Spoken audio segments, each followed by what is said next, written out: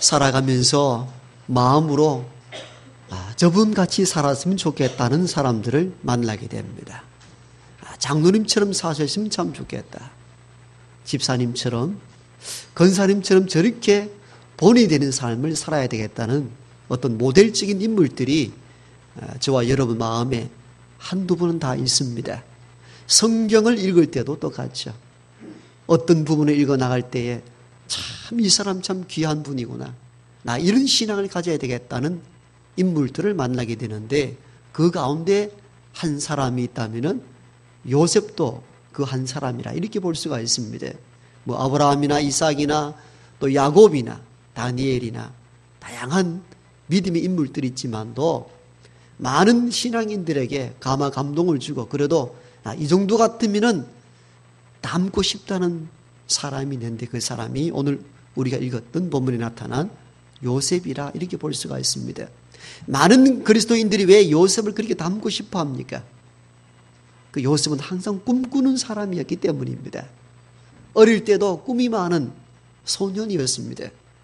그 꿈 속에 살았고 꿈 속에 빠져 살았고 꿈을 향하여 나갔던 인물이 요셉입니다. 오죽했으면 형들이 동생 요셉이 자기에게 올 때에 꿈꾸는 자가 오는도다 이렇게 표현한 것 보니까 얼마나 꿈을 좋아하고 꿈속에 살았던지 알 수 있는 대목들이죠. 그의 꿈들이 형들에 의해서 완전히 조각났습니다마는 그 꿈을 결코 포기하지 않았던 인물도 요셉입니다. 그의 꿈이 깨어지고 노예로 전락했습니다마는 노예 생활하는 가운데서도 자기 꿈을 포기했다는 구절들을 성경에서 찾아볼 수가 없습니다. 오히려 그의 하는 행위를 보면은 노예 이전에 채색 옷을 입고 아버지의 사랑을 받았을 때 가졌던 그 꿈들이 그대로 간직되어 있었다는 사실을 보게 됩니다. 꿈은 항상 좋을 때만 꾸는 게 아니고 어렵고 힘들 때에도 꿈을 꾸었던 사람이었음을 우리가 보게 되는데 우리는 요셉을 통하여 이런 도전을 받아야 됩니다. 환경이 좋을 때만 꿈꾸는 것이 아니라 어렵고 힘든 가운데에서도 하나님의 믿음으로 꿈꿀 수 있는 저와 여러분 되길 바랍니다. 그 다음에 이 요셉을 닮고 싶은 이유가 무엇입니까? 힘든 가운데서도 인내하고 참는 것, 그것을 통해 우리가 배우고 싶어 하는 것이죠. 여러분, 한순간에 정말 귀한 집 아들로 살다가 갑자기 노예로 전락을 했습니다. 얼마나 참기 힘이 들고 어렵습니까? 여러분, 꿈이 사라진 거예요. 꿈이 깨어진 것입니다. 꿈이 조각났습니다. 그럼에도 불구하고 그는 자기가 주어진 현장 속에서 참고 인내했다는 겁니다. 이거 쉽지 않습니다. 사람들은 인내하는 데는 한계가 있거든요. 인내하는 데는 아직도 꿈이 좀 있다고 여길 때는 인내할 수가 있어요. 그렇잖아요. 남편이 되게 애를 먹입니다. 도저히 참고 살 수 없습니다. 그런데 어머님들이 참고 사는 이유가 어디 있습니까? 자녀들에게 희망을 걸 때입니다. 그 꿈이 있을 때. 그런데 애들 보고 산다 이 이야기를 옛 어머님들이 참 많이 하셨습니다. 남편은 술 먹고 노름질하고 온갖 일을 다하여 살 수 없는 인내의 한계를 맞이할 때에도 자녀들 보고 인내하고 참고 삽니다. 자녀에게 희망이 있기 때문입니다. 그런데 그 자녀들조차도 희망 없을 때는 어떤 참을 수 있는 것에 한계가 오는 겁니다. 요셉이 인내하기가 힘든 가운데 있습니다. 그럼 꿈꾸는 사람이었습니다. 하늘의 무별과 같이 빛날 것이라는 꿈을 꿨는데 어느 한순간에 나락으로 떨어졌습니다. 노예가 되었습니다. 참는다 한들, 인내한다 한들 그 꿈을 이룰 수가 있겠습니까? 그런데 성경에 읽어보면은 그럼에도 불구하고 요셉은 인내하고 참았다는 것입니다. 여러분, 좋을 때만 인내하는 것이 아닙니다. 믿음 안에 사는 사람들은 하나님의 꿈을 꾸고 항상 참고 견딜 줄 알아야 됩니다. 이것이 요셉을 통하여 배울 수 있는 내용들입니다. 그 다음 우리가 요셉을 닮고 싶어하는 이유는요, 요셉은 어떤 환경 속에서도 성실했다는 겁니다. 여러분, 우리가 성실히 일한다는 것은 무엇이 전제될 때입니까? 지금보다 좀 더 나아지리라는 예상이 될 때 성실히 일할 수가 있습니다. 그런데 요셉은 그런 내가 지금 열심히 살고 성실히 일한다 해서 미래가 보장된다는 전혀 어떤 보장책이 없습니다. 노예입니다. 노예는 내 소유가 없습니다. 내 권리가 없습니다. 아무리 열심히 살아도 노예에서 벗어날 수 있는 길은 없습니다. 그럼에도 불구하고 요셉은 성실히 일했습니다. 얼마나 성실히 일을 했는가 하니까 그 집의 주인이 집의 모든 재산을 맡길 정도였습니다. 여러분, 보통 성실하지 않고는 불가능한 일들입니다. 이방에서 데리고 온 노예에게 집안 재반 사무를 맡긴다. 정말 상상하기 어려운 일들입니다. 자기 자녀에게 맡기지 않았습니다. 종으로 자기 집에 온 노예 요셉에게 맡겼다는 것은 주인에게 성실함을 인정받았다는 겁니다. 그것뿐만 아니죠. 보디발 아내의 유혹을 거절한다는 이유로 모함을 받아가지고 옥살이합니다. 얼마나 억울합니까?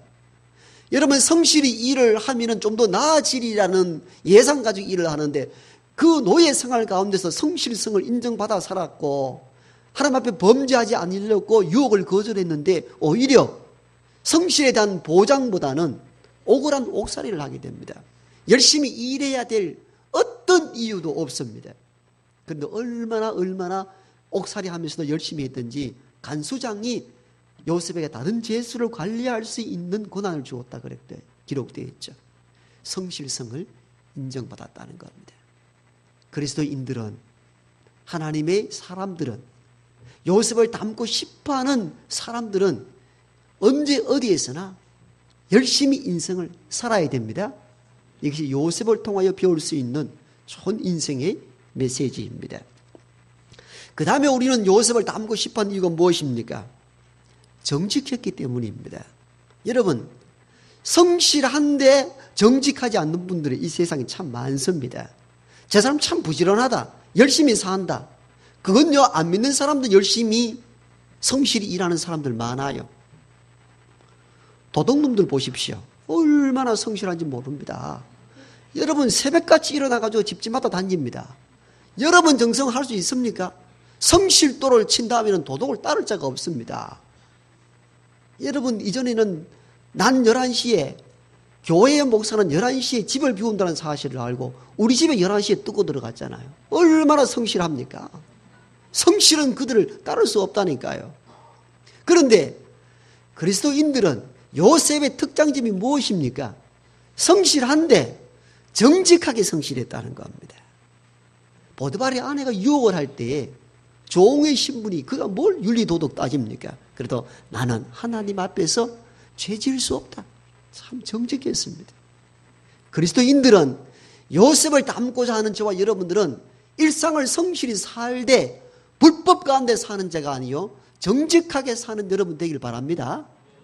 이게 요셉이에요. 그 요셉의 이야기를 읽어보면 참 이렇게 사는 사람들이 있구나. 노예로 전락함에도 불구하고 꿈을 버리지 아니하고 그 노예 생활 가운데서 성실하게 일을 하고 참고 끝까지 인내하며 그리고 정직하게 산다는 것 쉽지 않습니다. 우리는 이 요셉이 가지고 있는 네 가지의 삶의 강령 때문에 요셉이 그만한 인물이 되지 않았나 이런 예측이 가능해진 것이죠. 그래서 우리는 종종 요셉을 닮고자 하고 요셉을 우러러보는 이유가 뭡니까? 꿈을 꾸는 사람이었으며 인내하고 성실하고 정직했기 때문이다. 그런 내용을 갖추고 있는 인물이 성경 가운데 많지 않습니다.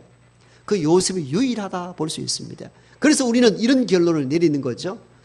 요셉이 그러한 신앙의 좋은 덕목을 가졌기 때문에 참 총리가 되지 않았는가 이런 생각을 우리가 하게 되는 것이죠. 즉 꿈을 쫓아가고 인내하고 성실하고 정직했기 때문에 총리가 되는 것이 당연하다 이런 생각을 가지게 되는 것입니다. 그런데 정말 요셉이 그렇게 살았기 때문에 잘 되고 형통했던가? 제가 오늘 이 질문을 던지는 겁니다. 오늘 이 질문이 오늘 설교의 제목이기도 합니다. 요셉의 형통함이 과연 자기가 꿈을 버리지 않고 인내하고 성실하고 정직했기 때문에 형통한 길로 형통하게 되었고 잘 되었던가? 사실 성경을 천천히 읽어보면요, 요셉이 열심히 살면 살수록, 인내하고 성실하고 정직히 살면 살수록 일은 더 꼬여갔습니다. 형통하지 않았습니다. 하나하나 찾아볼까요, 여러분들? 자, 그가 꿈꾸는 것 좋다 그랬잖아요. 꿈을 꿔야 된다 그랬잖아요. 꿈을 꾸는데 꿈을 꾸면 꿀수록 꿈과 더 멀어지는 삶의 결과가 도래됩니다. 자, 꿈을 꿨습니다. 이 꿈이 자기 혼자 감당할 수 없어서 형들에게 이야기했습니다. 그런데 형들이 요셉의 꿈 이야기를 듣고 싫어했더라. 여러분, 누가 동생에게 절한다 이 꿈 이야기를 듣고 좋아할 형들이 어디 있습니까? 그걸 싫어했다. 싫어함에도 불구하고 이 사실을 알면서도 요셉은 두 번째 꿈 이야기를 또 합니다. 이 말은 꿈이 많았다는 것을 말합니다. 꿈에 충만한 소년이었어요. 그런데 꿈이 많으면 많을수록 꿈에 가까워지는 것이 아니고 멀어졌습니다. 노예로 팔려갔잖아요. 아니, 꿈이 점점 많아지는데 그 꿈이 형통한 길로 나가야 되잖아요. 그런데 노예로 전락했다니까요. 꿈에서 너무 멀어진, 자기 생각과 너무 반대되는 삶을 살아옵니다. 노예 생활에서도 꿈을 포기하지 않았고 성실하고 정직하게 살았는데 모함을 받아가지고 옥살이합니다. 여러분 보십시오. 우리는 이렇게 생각할 수 있어요.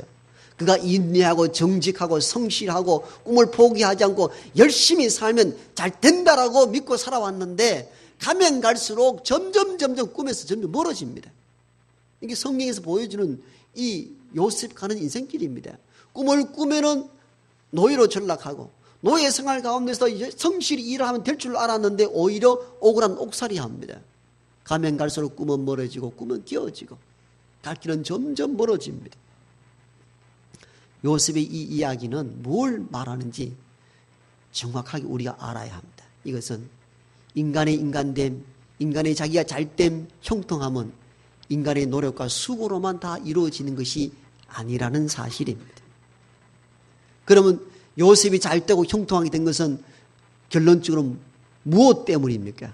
오늘 성경 23절에 여기에 대한 정확한 말씀을 전해주고 있습니다. 여호와께서 요셉과 함께 하심이라. 여호와께서 그를 범사에 형통하게 하셨더라. 아멘. 우리가 생각하기로는 요셉은 꿈이 많았고 꿈에 대하여 살았고 꿈을 이루기 위하여 성실히 일했고 꿈을 이루기 위하여 인내하였고 꿈을 이루기 위하여 하나님 앞에 정직하였기 때문에 형통한 줄 알았는데 하나님은 다르게 말씀합니다. 하나님은 요셉과 언제나 함께 했고 요셉을 형통케 했기 때문이라 말씀하고 있습니다. 오늘 본문은 억울한 옥살이 중에 있는데 간수장에게 하나님께서 은혜를 베풀어 주셔서 요셉에게 제수를 관리할 수 있도록 조치를 했다 그랬습니다. 간수장의 마음을 바꾼 것도 하나님이셨다 그 말입니다. 하나님이 하셨다는 겁니다. 우리의 생각으로는 요셉이 그만큼 살았기 때문에 그만한 업적을 이루었다고 여기는데 성경은 여기에 대해서 다르게 해석합니다. 하나님이 요셉과 함께 하셨고 요셉을 형통하게 하셨더라.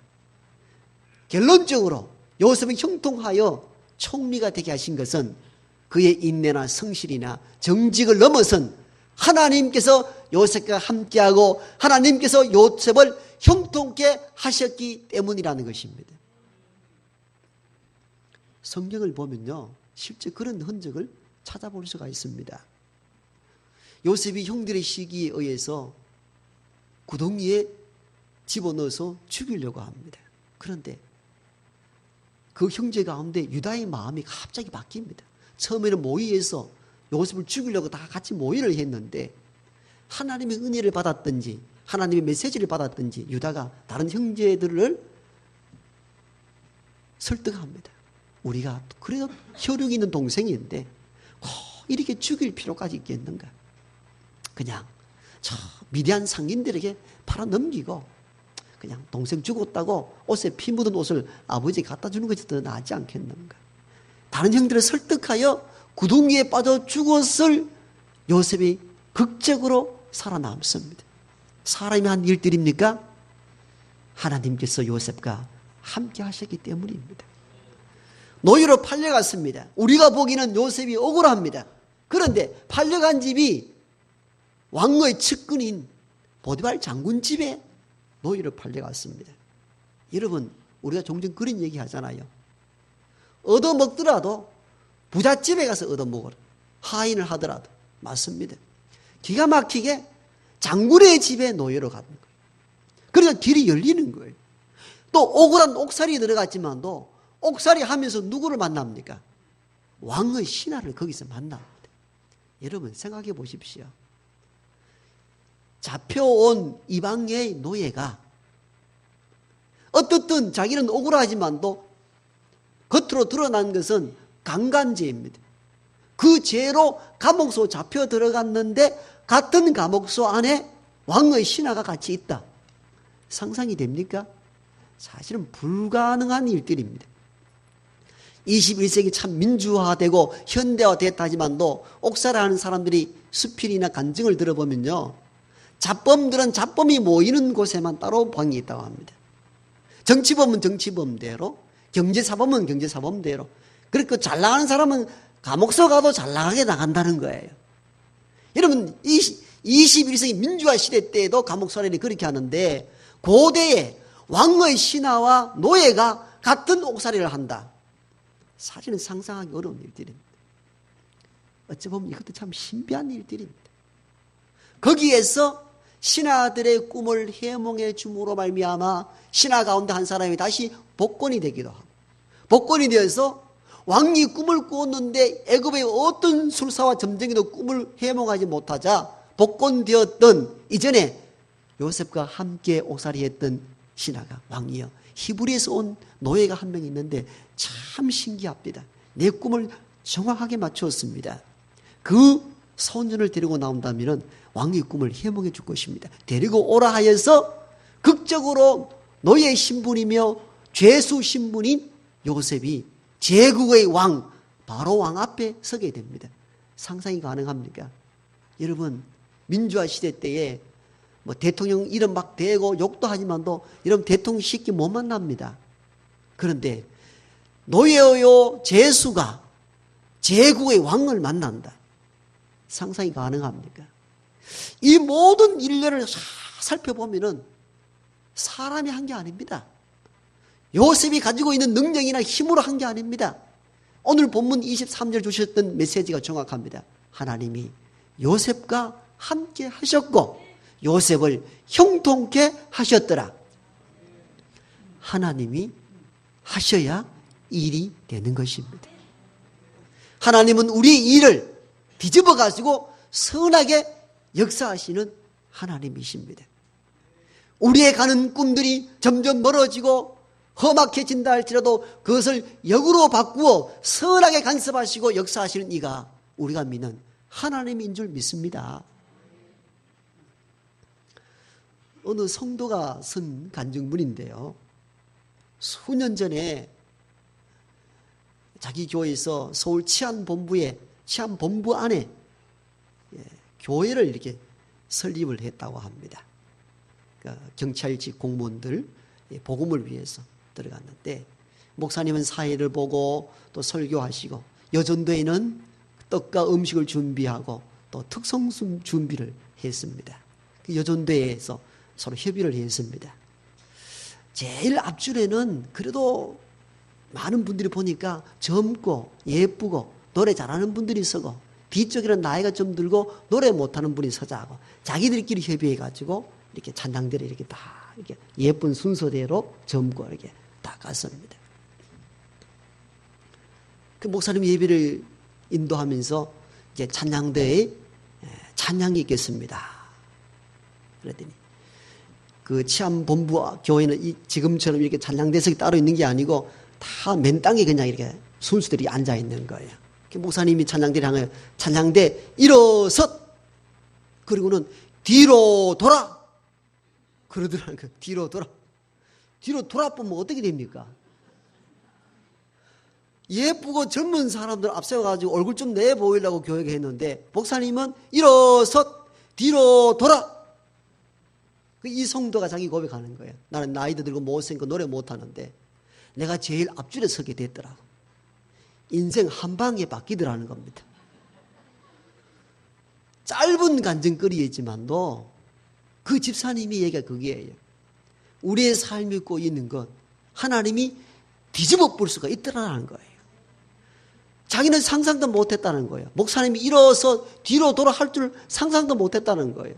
강단을 향하여 찬양할 줄 알았는데 뒤로 돌아 해가지고는 회중을 향하여 찬양하게 만든 자기 이 짧은 사건을 통하여 하나님이 하시는 일들이 이와 같을 수가 있겠고, 우리가 아무리 애를 써 열심히 쓴다 할지라도 하나님께서 한번 뒤집어 보면 되는 거예요. 남성분들은 이해합니다. 결혼 시간이나 아니면 군에서 군사훈련 받을 때 훈련병들이 제대로 정신 안 차리면은 저 꼴대까지 성자순 5명 이러면 막 죽으라 살아 뛰어옵니다. 1, 2, 3, 4, 5 끊어가지고는 6동 오는 사람, 7동 오는 사람 참 억울합니다. 조금만 더 달렸으면 안에 들어올 건데 그 다음 6동부터 어떻게 합니까? 다시 뛰어와 이러면 누가 제일 이득 봅니까? 제일 꼴찌로 들어온 친구가 제일 이득을 보는 거예요. 이 이치와 같을 수 있다는 겁니다. 내가 열심히 했기 때문에 아니에요. 하나님이 함께 하셔야 됩니다. 하나님이 뒤돌아서 하면은 꼴찌가 1등이 되는 일이 벌어질 수도 있다는 것입니다. 요셉이 된 것, 요셉이 형통이 된 것, 인내하고 꿈을 꾸고 성실하고 정직했기 때문이 아니고 성경은 이렇게 말씀합니다. 하나님이 요셉과 함께 하셨고 요셉을 형통케 하셨더라. 요셉도 처음에는 이 놀라운 사실을 몰랐는데 나중에서야 이 사실을 알았습니다. 총리가 되었습니다. 하나님 주신 지혜로 풍년이 들 때에 곡식을 저장했다가 흉년 들 때에 곡식을 팔아서 애굽을 부강하게 만들었습니다. 가뭄 때에 형제들이 양식을 구하러 왔습니다. 극적으로 만났습니다. 온 아버지 형제들이 70명이 고센 땅으로 다 이주해 살았습니다. 아버지가 돌아가시니까 형들이 옛날에 동생을 죽이려 했던 사건이 겁이 나서 두려워 떨 때에 요셉이 이렇게 고백하죠. 형들은 나로 인하여 두려워하지 마십시오. 나를 이곳으로 보내신 이는 형님들이 아니요 하나님이시라. 하나님께서 오늘날 만민의 생명을 구원코자 나를 먼저 이곳으로 보내셨습니다. 이 고백이 뭘 말합니까? 하나님이 다 계획하고 작정하셔서 형통한 길로 살 길을 다 준비하셨더라는 겁니다. 이어서 요셉은 또 이렇게 고백합니다. 형님들은 나로 인하여 염려하지 마십시오. 하나님은 그것을 선으로 바꾸었습니다. 이렇게 고백합니다. 요셉이 초기와 후기가 달라진 거예요. 초기에는 내가 열심히 살고 인내하고 정직하고 성실히 일하면 뭐가 될 줄 알았는데 사건마다 뒤돌아보니까 나의 나됨, 내가 총리 된 게 내가 성실하고 정직했기 때문만이 아니고 하나님께서 요소마다 사람을 붙이시고 신하를 붙여주시고 왕을 만나게 해주시는 하나님의 간섭이 있어서 오늘 내가 총리가 되었다는 것입니다. 그래서 우리는 이 비밀을 알아야 됩니다. 하나님 없이 내가 열심히 내 힘을 다한다고 다 되는 게 아니에요. 하나님께서 저와 여러분들과 함께 하셔야 합니다. 동행해 주셔야 되는 거예요. 우리는 그런 여담을 종종 하잖아요. 네 수십 번 삽질 한번 해봐봐라. 포크레인 한번 떠보면 그만이다. 이런 분들이 있죠. 똑같은 신앙의 원리를 알아야 됩니다. 우리는 이 불도저나 포크레인의 이런 힘 없이 혼자 죽자 사자 삽질하는 것과 똑같습니다. 하나님 한 번 밀어주면 되는데 우리는 그걸 거절하고 사는 거죠. 자기 힘으로 살겠다는 겁니다. 참 용감한 사람들입니다. 믿음의 사람은 이런 부분에 있어서 태도가 달라야 됩니다. 내가 열심을 다하여 인생을 살아가지만도 하나님이 나와 함께 하지 아니하면 나 아무것도 할 수 없습니다. 이게 진짜 신앙의 고백인 것입니다. 창세기를 보면요 1장부터 11장까지가 원역사에서 창조의 비밀과 인간의 타락과 구원 이런 내용을 다루고 12장부터 마지막 50장까지는 인물에 대한 족장들의 이야기입니다. 아브라함, 이삭, 야곱, 요셉에 대한 이야기입니다. 아브라함, 이삭, 야곱, 요셉 이야기한 이유는 그들의 믿음의 좋은 본을 본받아라는 의미도 있습니다만은 사실은 이 믿음의 족장들에 대한 이야기는 믿음의 사람에 대한 이야기가 아니고 하나님의 역사를 설명해 주기 위한 메시지입니다. 아브라함 이야기를 왜 하는 줄 아세요? 뭐 자녀를 모리아 산에서 바쳤는 그 뜨거운 믿음 열정 아니에요. 떠들이었고 방랑자였던 의지할 새 없는 인생을 선택하신 하나님의 은혜를 설명하고자 아브라함의 예를 든 것입니다. 야곱의 예를 왜 듭니까? 네가 아무리 장대건 축복은 인간적으로 야합하게 붙잡는 데에서 그게 네 것이 되는 것이 아니다.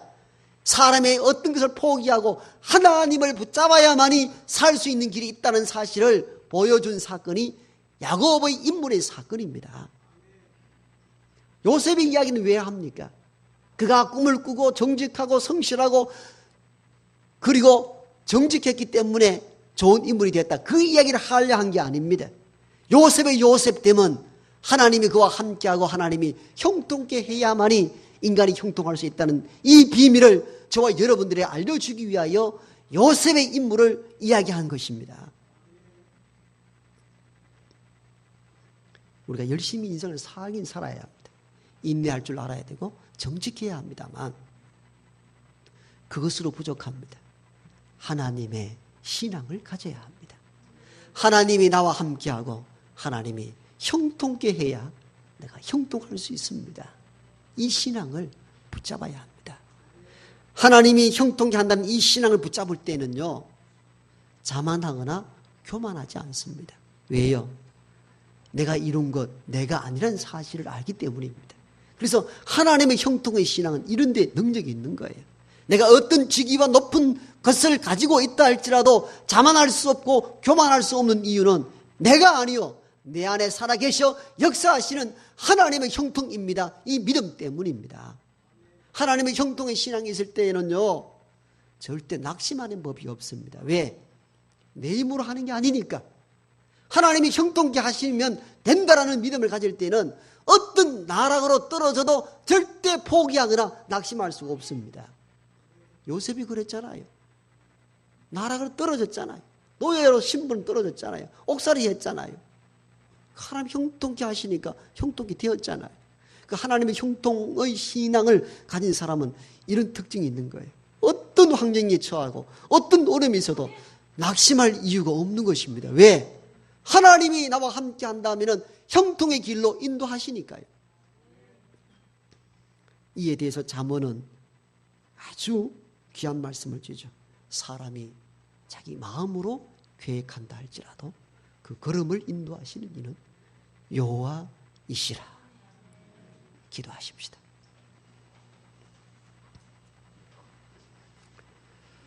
지금 나의